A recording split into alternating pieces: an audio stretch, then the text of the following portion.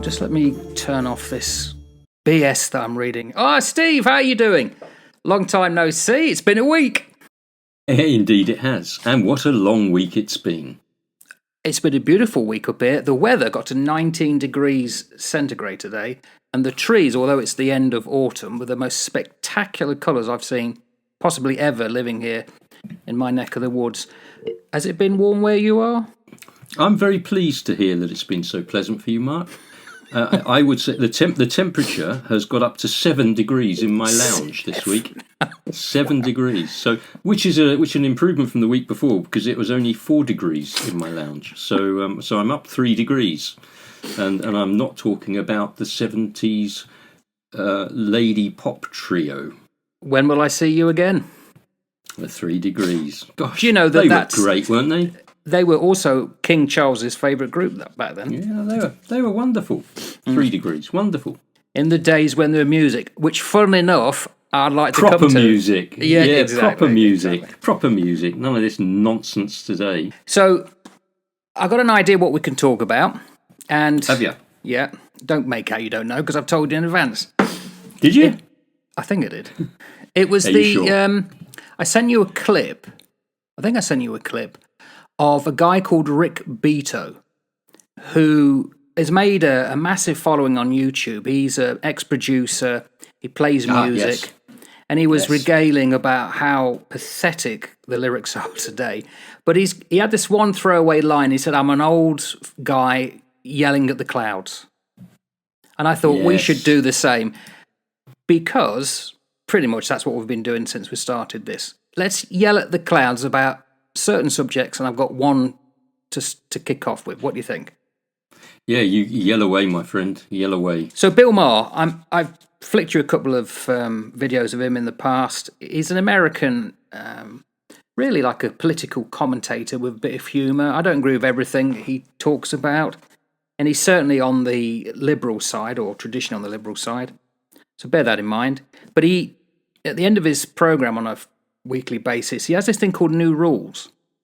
And he came out with one called the News Rules. And effectively, it's a rant about how bad, in this case, American media is. But we well know it's not just in America.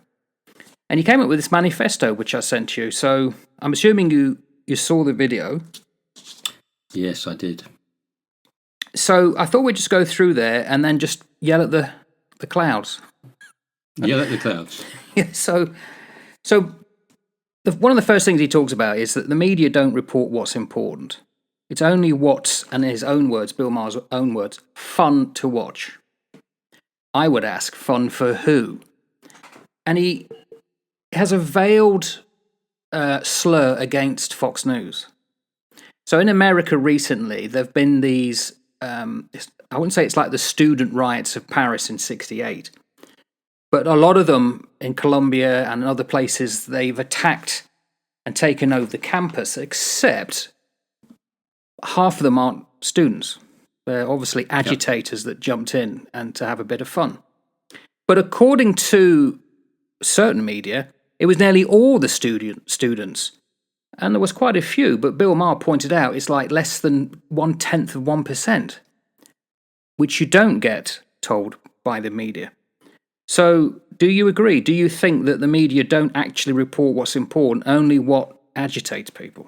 Well, I think ages ago, Mark, when we started chatting, you coined that little term, the agitation creation industry, and in reference to the media. And I think that you've only got to track back over the conversations that we've done. Mm-hmm. And I think that we've pointed this out way ahead of Bill Maher.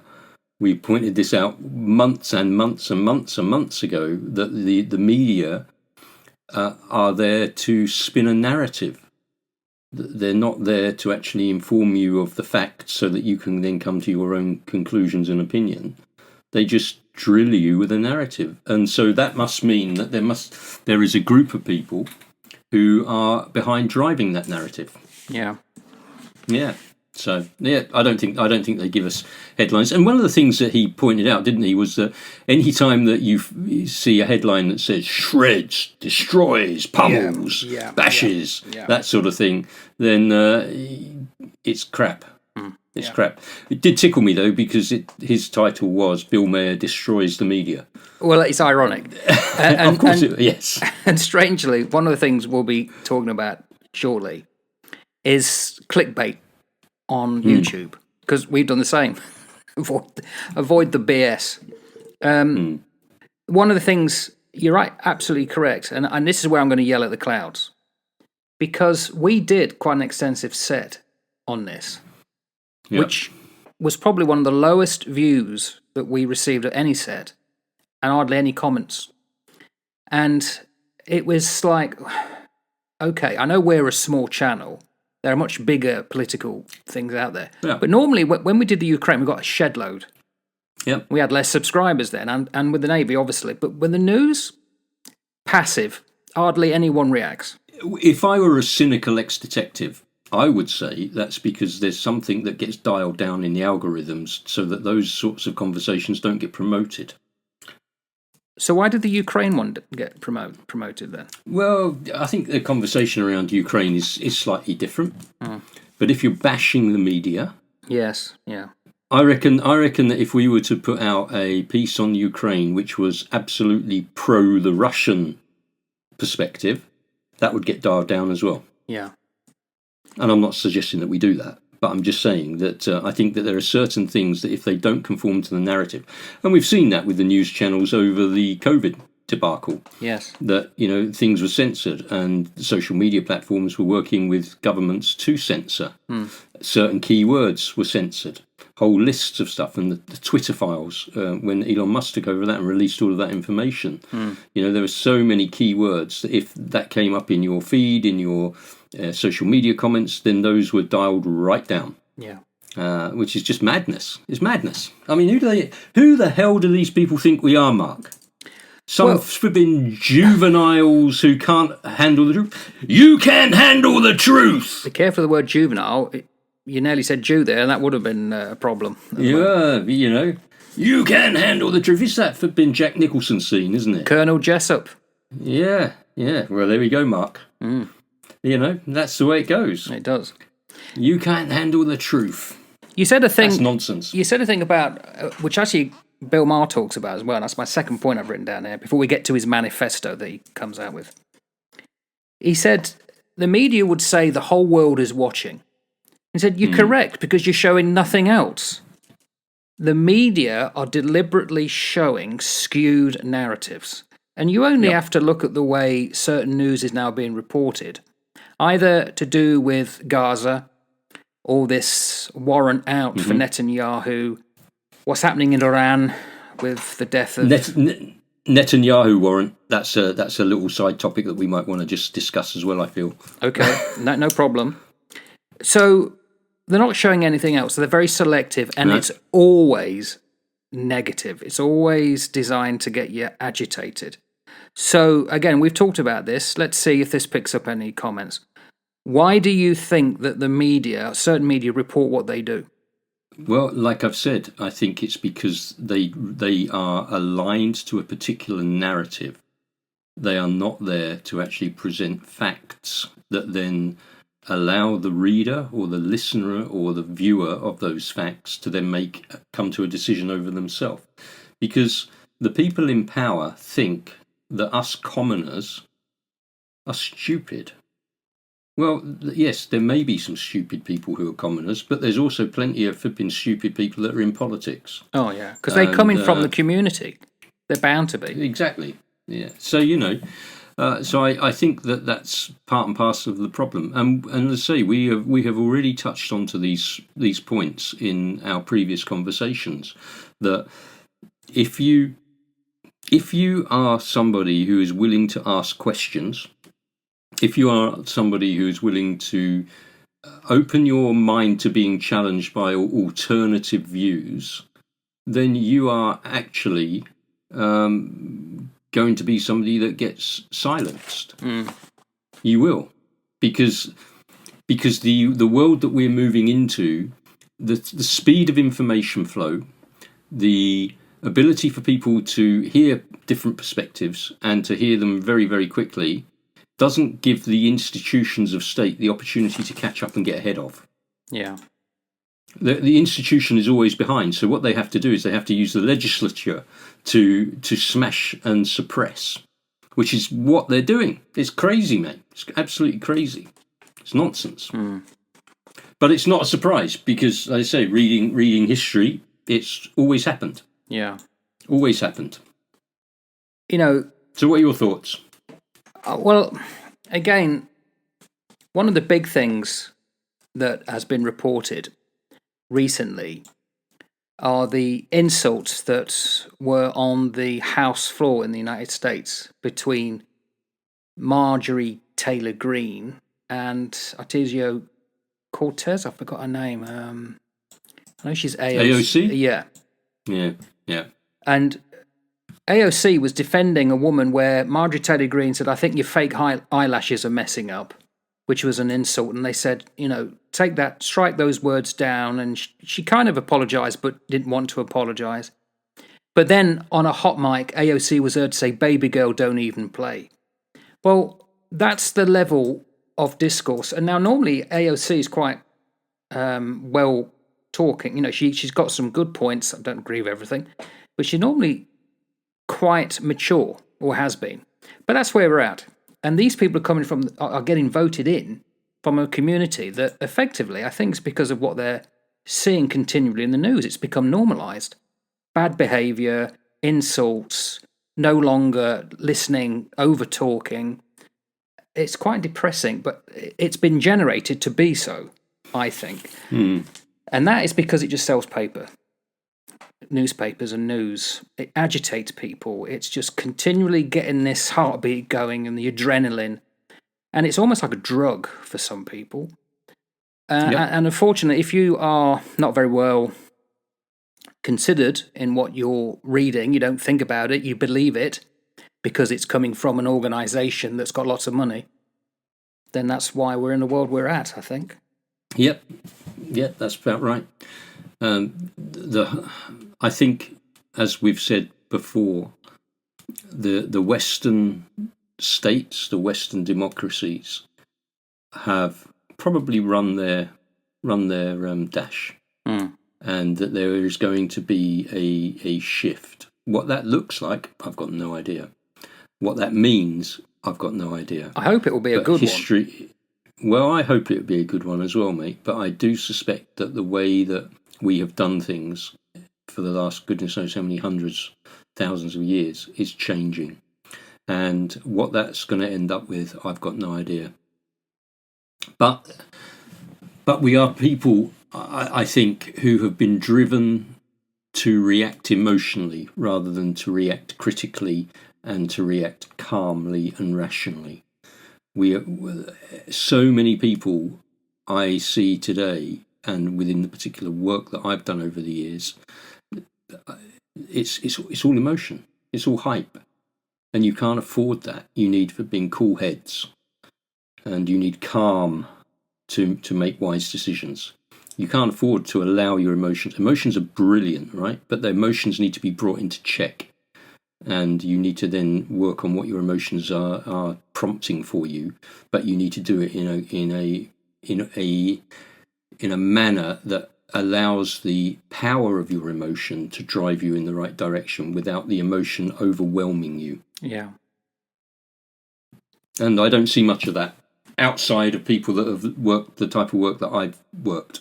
I really just don't see much of it. Not in the day-to-day people. Everyone is, well, chicken licking, the world is falling down, the sky's falling down. And, we can't have that. Some of the leaders that I've worked for over recent years, and I've said in our previous discussions, they're like flipping headless chickens in a discotheque. Run round. And it's like, just give a bit of calm, man. Yeah. Let's just settle. Calm the farm. Well, that's a good one. I like that. Calm the farm. Calm the farm, And that's what we need. And we don't have it. We don't have it in our leaders. We don't have it in our media. Agitation creation. Absolutely. Well, Bill Maher came up with the manifesto. So let's just talk through that. I mean, some of the points we've already talked about are to do with it. But he said, I won't number them. I'll just give them letters. So A, avoid headlines like, and you've talked about it, shreds, destroys, pummels, bashes, annihilates, owns. I would say it's childish. Bill Maher, to quote him, said it's partisan piece of shit. If you look at online news, and certainly if you look at some of the so-called reputable newspapers, that's what they're doing. I think I mentioned before, I'm just going to do this while we're talking, because I found out sometime about 20 years ago, the reading age of newspapers with their headlines and the language that they put. So if I just put in a UK paper, tabloid newspapers has the average reading age of an 8-year-old. Now, many, to put this into consideration, some broadsheets have a reading age of 14. A very well-known book like the Bible is anything up to 17, 18. Now, you think about that. An 8-year-old kind of language. Well, you think about 8-year-olds in the playground.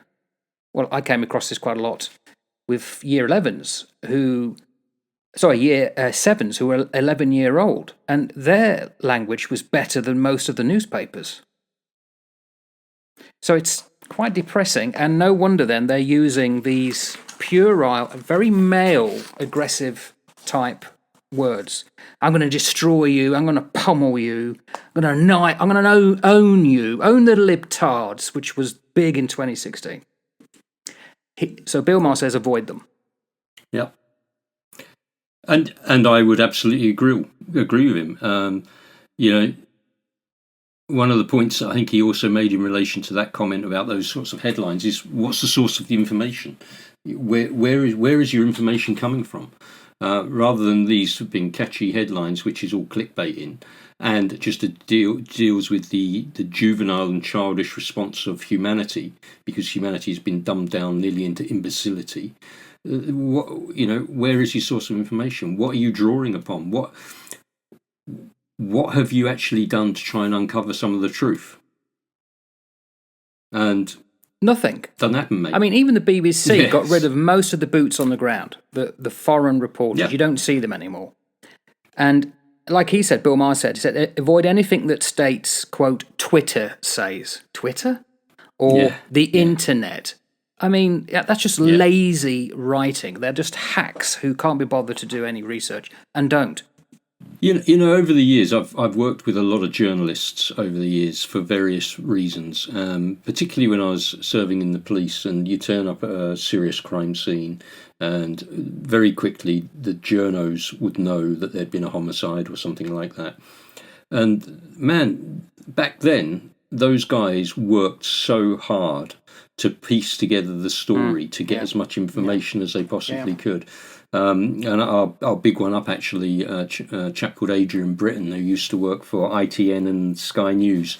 He was involved quite heavily on one particular homicide that I was working on, and he did some brilliant work. He did the donkey work, he did footwork, and the stories that he got out and the access that he got to good narrative, brilliant.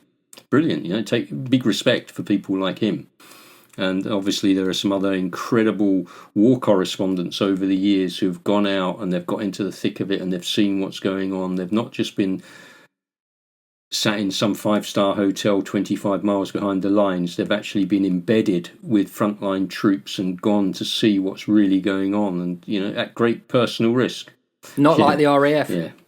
Yeah, not like the RAF. So I don't think that we have too few really good journos. Yeah. Because like you say, the media is controlled, right? It's all controlled by money. It's all controlled to sell. It's not controlled to tell. It's nothing there to tell the truth. It's just there to make money. Truth's got nothing to do with it. I also think that I was very interested in American news during the first Trump presidency. It just fascinated me, and it got to the point where, I think I said this before, I was frustrated that no one would ever ask any insightful, penetrating questions to anybody. Yeah. It took until almost the end when an Australian who won the Pulitzer Prize or was nominated for it was the first to do so. It's almost as though the American journos have given up asking. Well, wasn't there just a thing that's just come out recently about Biden being willing to have a discussion with Trump in terms of like a head-to-head, providing that there's no live audience, providing that there's this, providing that there's this, providing that there's a whole range of things, and providing that the questions are curtailed. And you're thinking, what's the point of that? Really, what's the point of that? It's just a sham. It's a show. These are two men who are looking to lead the most powerful nation in the free world. One of them can hardly stand up, can't string a sentence together for more than 10 minutes. The other one's on trial for forbidden felonies. And it's like, really? That's the best you can do. Really? Yeah. Yeah, a country of what, 140, 150 million people or whatever it is, if not more. Well, you only have to look in history and know that this is not uncommon. Going back, this seems to be a default setting for American politics. And Maher talks about this. He said, look, avoid any outlet totally obsessed with everything having to do with the president. The Yanks have got into a tailspin, especially right-wing media, where everything is down to Biden, the problem. And like he said, I'm trying to get his words, but I'm not perfectly. He said, I don't think anybody in the, gang culture of Haiti is thinking, now I probably wouldn't be doing this, but President Biden is making a mess of the economy. No. Therefore, no one cares. Very little outside the States. But then again, we do care because that's all you ever see. If you were traveling around the world and you go into a hotel room, chances are you're going to see CNN and Fox. You will not see a local news channel. So they're piping in around the world all of this mania, and it's beginning to become thought of. That's all that matters. And I hate to say it, I don't think it does. I don't think it matters at all, to be quite honest. I mean, it's going to matter in the short term in terms of are we going to get a total nut job in power in the most powerful nation of the world, or are we going to get a total nut job in power in the most powerful nation in the world? Because either way, we've got a potential problem, haven't we? That said, all of that said, what I find fascinating, and particularly with Biden and Trump, and no matter what people think of Mr. Trump, he had a presidency where the US were pretty quiet in terms of getting involved in wars and conflicts and aggravation. He had many channels of diplomacy open to places like China with Xi Jinping, places like North Korea, places like Russia. And he had these, whatever he was able to do, he was able to keep a lid on things. Under the Biden administration, the lid has well and truly come off. Now, does that mean that if Trump were to get back in, he'd be able to put a lid back onto these things and actually calm some of this boiling pot down? Because let's be very clear about this. At the moment, I think that the European platform is a simmering pot which is reaching boiling point.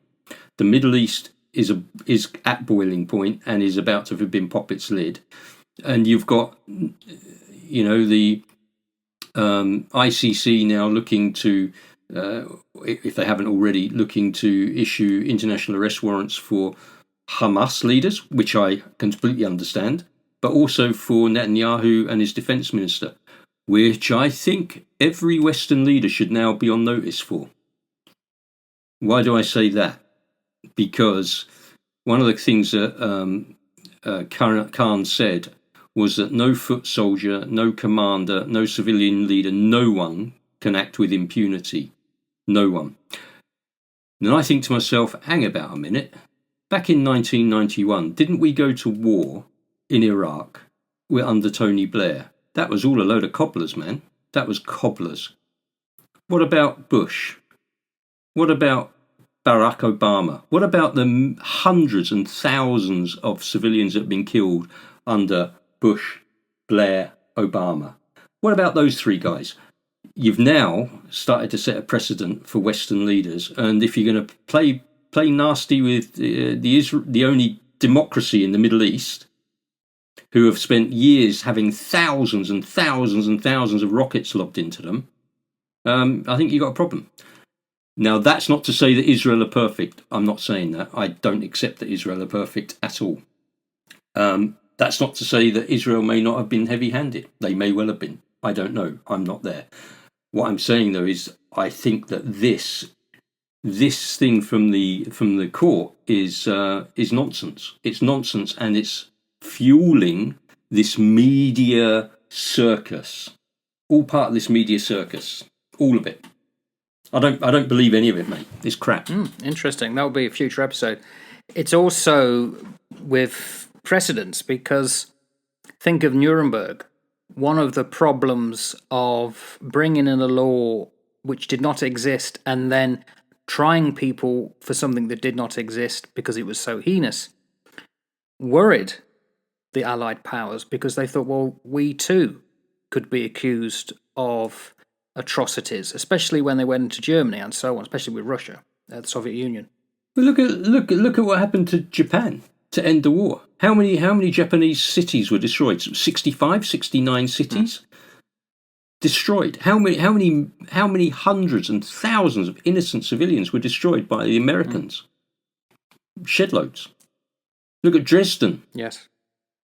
But so the Western leaders, people that are signed up to the ICC and recognise the International Criminal Court under that Rome Statute, mate, you're on notice, because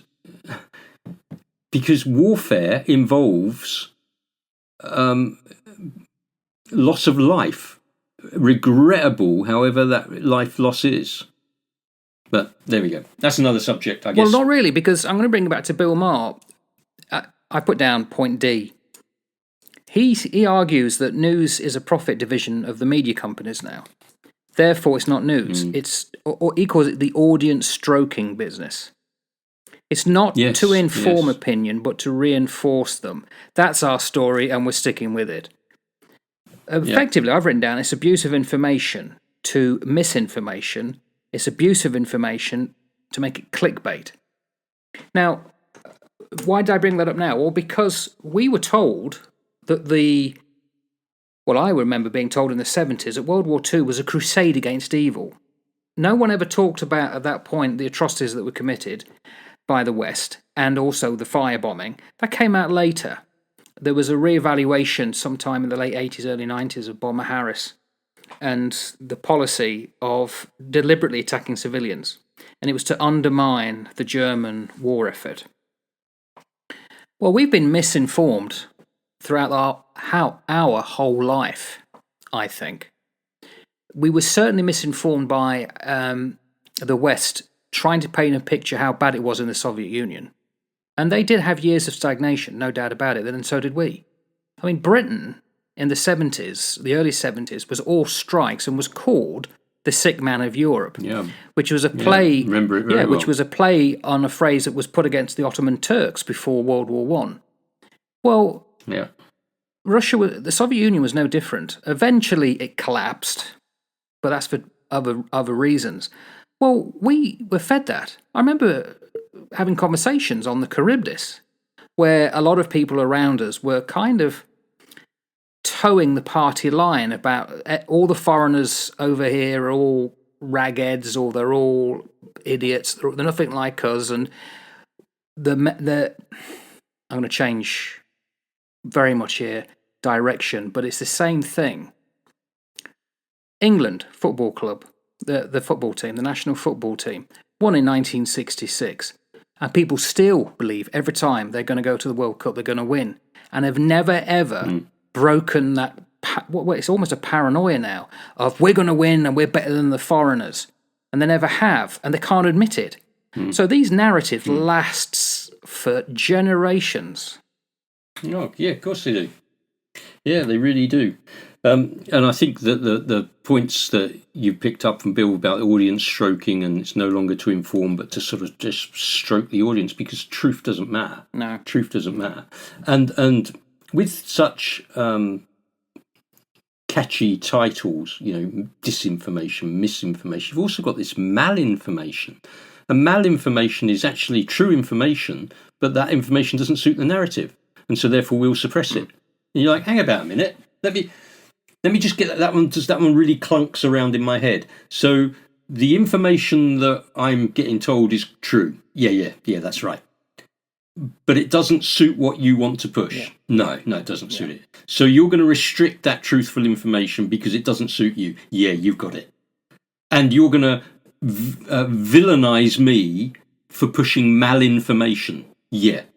So ultimately what you're telling me is you're going to villainize me for speaking the truth. Yeah, you're onto it. Yeah. What a world. What a world where if you speak the truth, you're the villain of the game. Nah, it's bonkers, man. It's bonkers. There has got to be a complete flipping review of the way that we're doing life. And you know what? The best thing that we can do is stop trying to kill each other, get around the table, recognise that there's more in common with each other than we've got against each other, and actually start to build relationships. Yeah. And this is just this media does my head in because it's nonsense. I'm shouting at the clouds. Yeah, yell at the clouds, mate. And Bill Maher came out with a fantastic line. They get everything right except for all of it. Yeah, that's right. Yeah. That's absolutely right. That's absolutely right. And he also made that point, didn't he, about never trust initial reports because they care more about being first than they care about being right.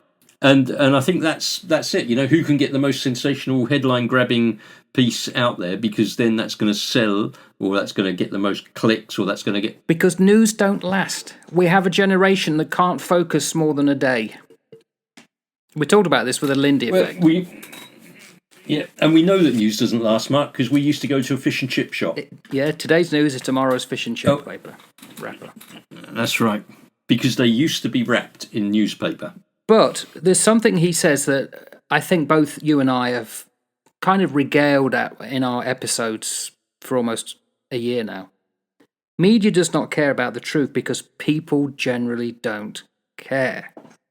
And I'm going to use Bill Maher's words here. He said, "Are we as fucked as our newsfeed says we are? Think about it. Ask yourself this. Are we sorry for the past, worried about the now, and scared shitless of the future? Is that what you're saying? Is it really that bad?"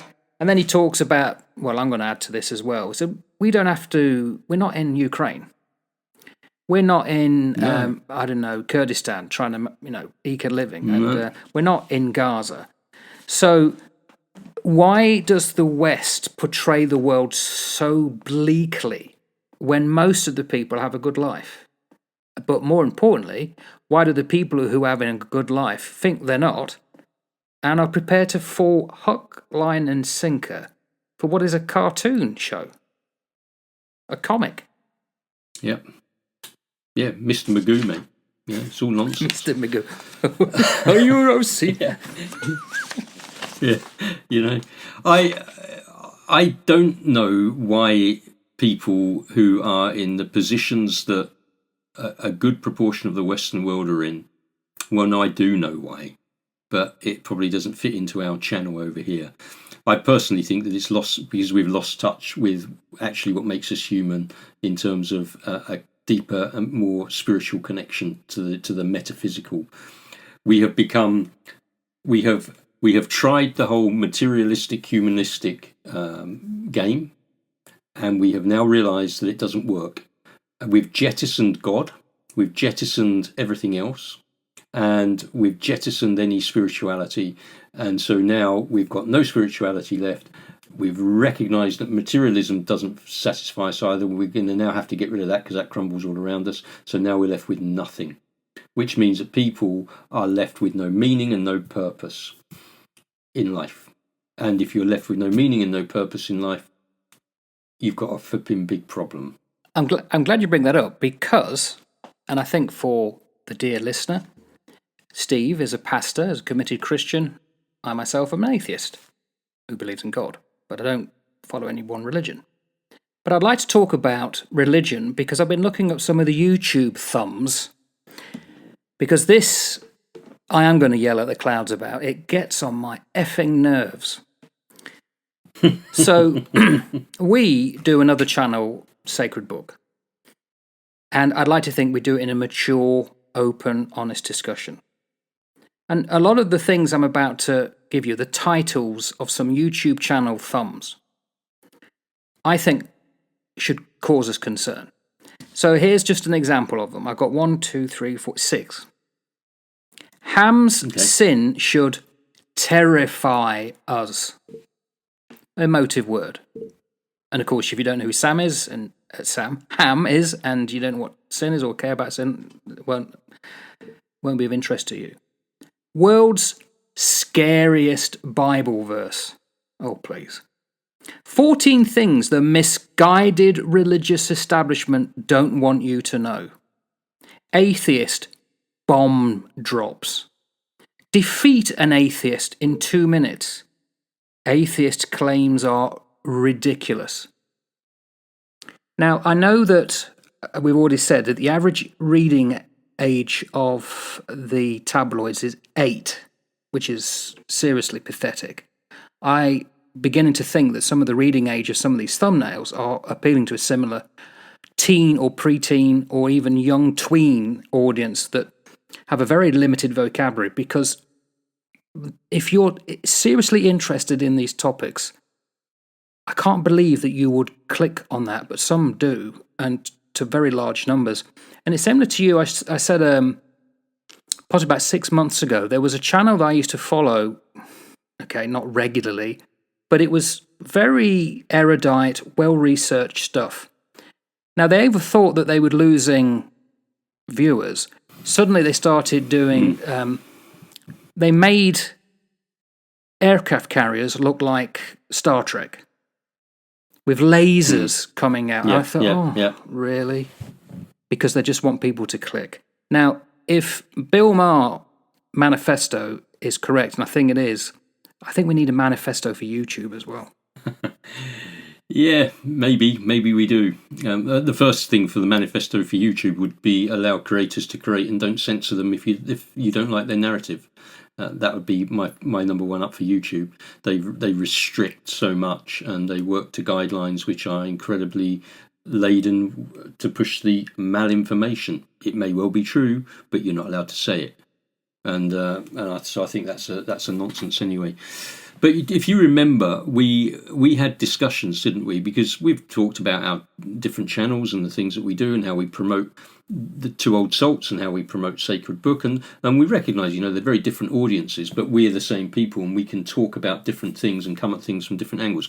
Now, of course, we have our own opinions about things. We don't claim to be academics in any area, specific academics in any area. We don't claim to be experts in any area. We're just two blokes in the pub having a chat over a beer, and this is what this sort of thrust of these conversations are. And it's really good to hear back from people who can inform, not just say, well, you don't speak it like that, or you don't spell it like that. Well, get over yourself. Don't care. Not interested. Give me something to actually think about and to work on, which a number of people have, which has been brilliant, and we've had some really good dialogue. But one of the things that we talked about with this channel and with Sacred Book was what's our ethos with these channels? What are we striving to do? Are we striving to put out a channel that is just got mega number of subscribers to it? Or are we wanting to put something out that actually just encourages people to talk, to get together, to discuss, and if we don't get many subscribers, we don't get many subscribers. And so therefore, how do we title these things? Do we go for these big bombshell, destroys, annihilates type of headlines? Or do we actually give it a little bit more thought? Yeah, you can drop some of those things for irony. And we went, no, we'll just carry on and we'll tick on what we're doing, and we're not going to use these silly headlines. Occasionally we might reference silly things. But this thumbnail will be like that, ironically. Yeah, well, of course. Well, it's got to be, isn't it, really, to try and capture the gist of what we're talking about. But the whole idea of our conversations is to just, well, one, is to give both of us the opportunity to rant, two old salts ranting. But two, just to get out some conversation that other people may well be thinking and don't have the opportunity to voice. And so, yeah, that's great. Well, maybe there are other people who think similar ways. Maybe other people do see similar things. Maybe other people do have similar thoughts, but don't have the outlet to be able to express them.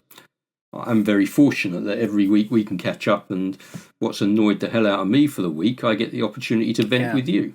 It's great.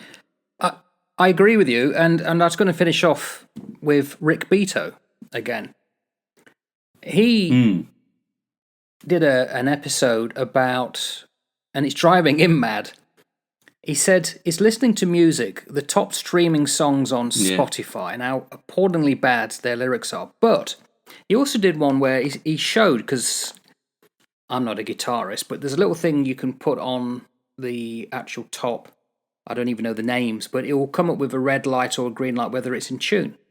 And he said the difference, he showed you the difference between a C chord out of tune and in tune, and you could tell the difference. And he said, I'm listening to music now. And so indifferent are the performers who may never have performed in front of an audience. They may have just been called in. That they're out of tune.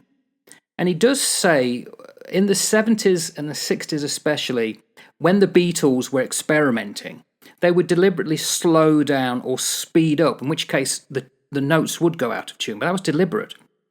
But now, most of the songs are flat, and it's driving him mad. And yet they're getting 500 million views on Spotify. Now, again, he says that may not be 500 million. Unlike when we were growing up, one sale was because somebody went out and bought it. No one's buying 500 million records. They're just multiply streaming. No. And it could be on playlists that no one even knows what the song is. But even so. So it's the indifference. And I know I'm talking a bit, Steve. I do apologise. No, it's all right. I don't know if you've ever heard of a guy called Sad Guru. So he's currently famous. He does the circuit. He's a wise old man. He's Indian. He's not a Hindu yogi. Yes, I know. I know who you mean. Yeah. And he said, the problem is actually about evil. He said, the problem is not evil. The problem is ignorance. People don't care right now, generally. Very few, not enough. Well, this is the same with the news. It's with books. It's with films. It's with music. I think we've just made people meh. You're absolutely right.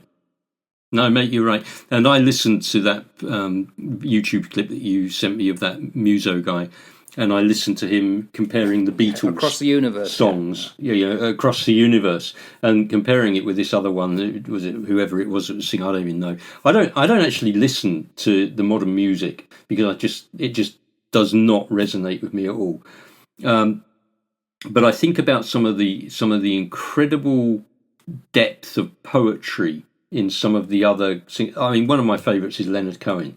I love Leonard Cohen, and I can remember one of the last albums, "You Want It Darker," that came out, and one of the songs was "You Want It Darker," and he kicks off with, "If you are the dealer, I'm out of the game.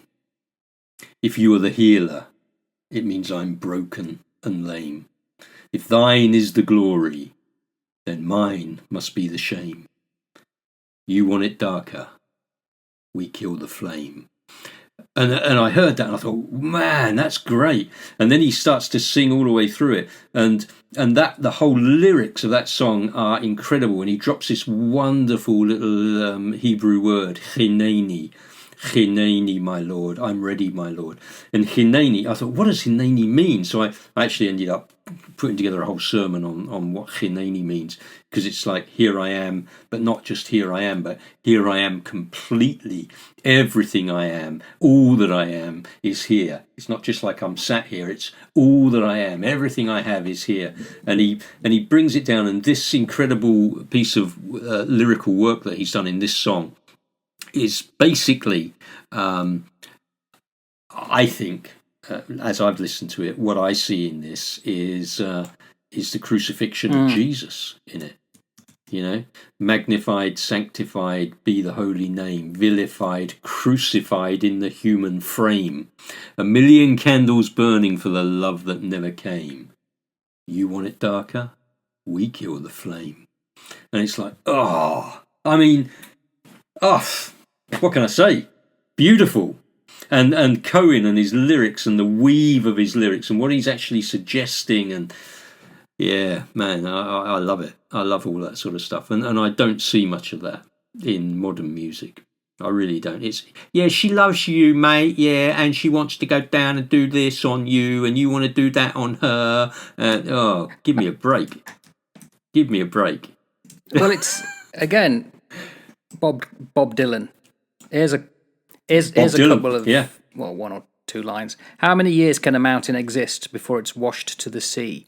Yes, and how many years can some people exist before they're allowed to be free?